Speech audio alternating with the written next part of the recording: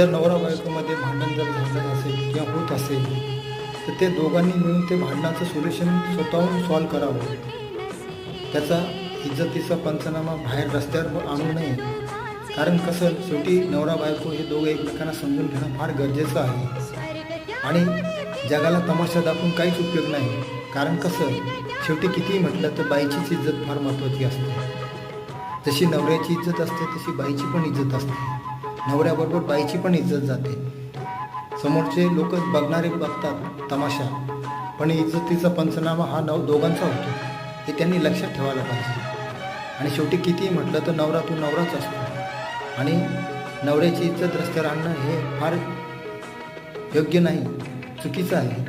त्यासाठी दोघांनी कधीही सामंजस्यपणे प्रयत्न करून प्रॉब्लेम सॉल्व करावा. रस्त्यावर इज्जत आणू नये आणि एकमेकाशी व्यवस्थित वागावे.